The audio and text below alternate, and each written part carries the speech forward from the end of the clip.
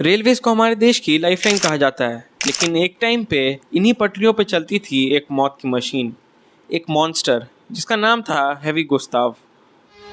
Und das ist die neue schwere deutsche Artillerie. Aufzüge und Schienenanlagen befördern die gewaltigen Geschosse zum Rohr. Diesem massierten Feuerhagel werden auch die letzten Festungswerke von Sevastopol auf die Dauer nicht standhalten können. ये एक ऐसी gun थी जिसका एक barrel ही पूरे एक building जितना बड़ा था। इस तोप का एक गोला 7 टन का, जो कि पूरा का पूरा एक फोर्ट को ही साफ कर सकता था एक बार में। सोचो, एक गन जो इतनी बड़ी थी जिसको मूव करने के लिए 2-2 पटरियां बिछाई गई थी। ये सिर्फ एक गन नहीं थी, ये थी हिटलर की मेगा वेपन, जो ये बताती थी कि एम्बिशन और मैडनेस मिल जाए तो इंजीनियरिंग भी डर जाती है। 1930 में यूरोप में सब बदल रहा था। फ्रांस ने अपनी बॉर्डर पे बनाई थी एक बहुत बड़ी फोर्टिफिकेशन जिसका नाम था the Maginot line. Concrete walls, bunkers और स्टील आर्मर्स, एक ऐसी डिफेंस जिसे कोई नहीं तोड़ सकता था। लेकिन हिटलर को ये डिफेंस तोड़नी थी। कन्वेंशनल आर्टिलरीज सब फेल हो चुकी थी। तब हिटलर ने प्लान किया हेवी गुस्ताव बनाने का, और तब हिटलर ने जर्मनी के सबसे बड़े मैन्युफैक्चरर्स क्रप को बोला कि एक ऐसी तोप बनाओ जो किसी भी डिफेंस सिस्टम को फाड़ के रख दे। क्रप के मैन्युफैक्चरर्स ने ब्लूप्रिंट देखा और उस वक्त लग रहा था कि ये सब पागलपन है, लेकिन क्रप ने कहा चैलेंज एक्सेप्टेड। 1936 में जब डिज़ाइनिंग शुरू की गई तो हर एक इंजीनियर शॉक में था, क्योंकि ये गन कोई छोटी मोटी गन नहीं थी। ये गन थी पहियों पर पहाड़। इसका टोटल वेट आ रहा था 1350 टन, यानी 10 लाख केजी से भी ज़्यादा। इसकी लंबाई थी लगभग 50 मीटर, जिसमें इसकी बैरल का ही साइज़ था 32 मीटर। इसकी शेल का वेट था 7 टन, मतलब अगर एक शेल भी गिरता तो वो ज़मीन के अंदर 100 फीट छेद करके फटता था। इतनी बड़ी चीज़ को चलाना भी आसान काम नहीं था। इसके लिए 60 स्पेशली ट्रेंड इंजीनियर्स और 2 ट्रेन ट्रैक्स लगते थे। इसमें टोटल 20 एक्सल थे और टोटल 40 चक्के थे, यानी वेट इवनली डिस्ट्रीब्यूट हो जाए।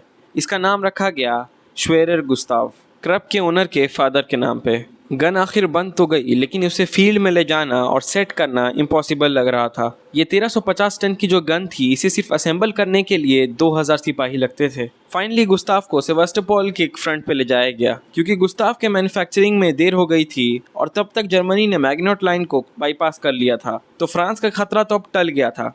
इसीलिए गुस्ताव को लेके जाया गया था सेवास्टोपोल, जो कि रशिया के बॉर्डर पे था। वहाँ सोवियत फोर्टिफिकेशंस काफ़ी स्ट्रॉन्ग थे और उन्हें तोड़ना इम्पॉसिबल लग रहा था। गुस्ताव को एक कर्व ट्रैक पर सेट कर दिया गया ताकि उसे टारगेट के अकॉर्डिंग एंगल दिया जा सके। और फिर 5 जून 1942 को गुस्ताव ने अपना पहला गोला फायर किया। वहाँ पे स्टेशन्ड सोवियत सिपाहियों ने एक बहुत तेज़ बैंग की आवाज़ सुनाई दी, लेकिन कुछ हुआ नहीं, क्योंकि गुस्ताव ने अपना पहला शॉट मिस कर दिया था। ऐसे ही करके गुस्ताव ने काफ़ी शॉट्स लिए, लेकिन सब गुस्ताव ने मिस कर दिए, सिवाय एक शॉट के, जो कि एक अंडरग्राउंड एम्यूनेशन में जाके गिरा और फट गया। टोटल 47 राउंड फायर किए गए और हर राउंड सेवास्टोपोल की ज़मीन को फाड़ता हुआ जा रहा था और वहाँ की टेरेन पूरी बर्बाद हो गई थी। हर एक शेल जो फायर की गई थी उसका कॉस्ट लाखों में था। गुस्ताव के साथ ये एक बहुत बड़ी प्रॉब्लम थी।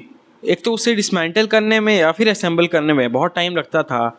उसके बैरल बहुत जल्दी घिस जाती थी, कुछ ही राउंड्स में वो डिफॉर्म होने लगती थी।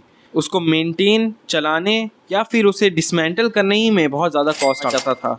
एक शेल फायर करने में कुल 500 सोल्जर्स और आधे घंटे की प्रिपरेशन लगती थी। जितने दिन में इसका एक राउंड फायर होता है, उतने दिन में तो पता नहीं कितने सारे जहाज़ आसमान में अटैक करके जा भी चुके होते। 1943 के बाद गुस्ताव को लेनिनग्राड फ्रंट पर लेके जाया गया, लेकिन वहाँ कभी उसे यूज़ किया नहीं गया। उसके बाद वॉर्सो अपराइजिंग के टाइम भी इसको चलाने का प्लान बना, लेकिन फ्यूल और रिसोर्सेज की वजह से वहाँ पे भी इसे चलाया नहीं गया।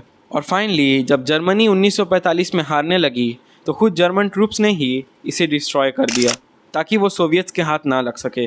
बाद में उसके रीमेन्स सोवियट्स के हाथ लगे। हेवी गुस्ताव दुनिया की सबसे बड़ी गन भी थी, एक इंजीनियरिंग मार्वल भी थी, लेकिन एक फेलियर भी थी। उसने हमें ये बताया कि कभी कभी एम्बिशन इंजीनियरिंग की वजह से लॉजिक से भी बड़ा हो जाता है। आज जर्मनी के म्यूजियम्स में उसके बचे कुछ रिमेन्स प्रिजर्व्ड हैं, लेकिन पूरी मशीन किसी ने बनाने की आज तक हिम्मत नहीं की।